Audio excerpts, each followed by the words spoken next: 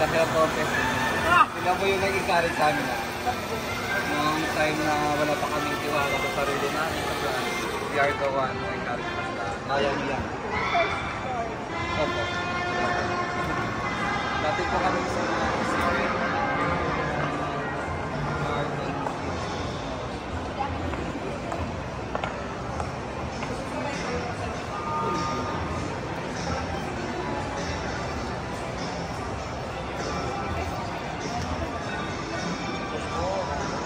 Every time na may-SM na magbubukas na malapit dito, makapagbukas din kami. Sir Jordan, this is part of Sir Jordan.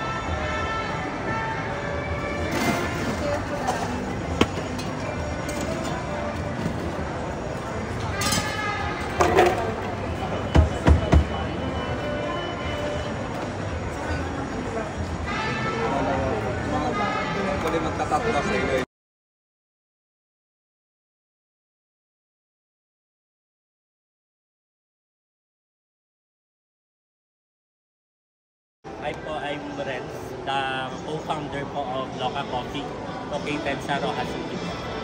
We started po as a pop-up coffee shop way back May 2021. 2021? Yeah, during the pandemic po. So, pareho po kaming mahilig sa kape. So, yung friend ko na si JR, sinabihan ko siya, what if mag-come up kami ng sariling brand ng coffee during the pandemic. So, nag-agree naman siya. So, during that time po, pandemic, bumalik kami dito sa Rojas kasi nag-lockdown. So, walang trabaho that time. So, naisipan namin na gumawa ng sariling business. So, saan niyo nakuha yung Loca Coffee? Yung Loca po parang short term ng local. Because we want to highlight also the local coffee on the street ng Capiz. So, this is the first branch, SM City Rojas? Yes po. SM. And any other branches? Merong isang branch sa kabilang wall din po. Okay. Yun. So, Hopefully, this year po makakapag-open kami sa SM Iloilo din. Okay. Sir, actually, ang target market nyo, millennials, Gen Z, di ba?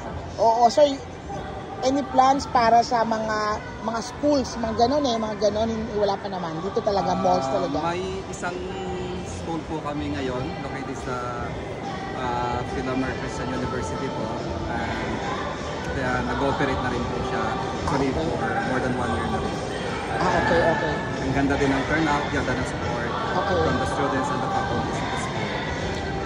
Thank you, sir. Thank you, sir. Good luck. Thank you, sir. Wait, nice one. Wait lang. And then yung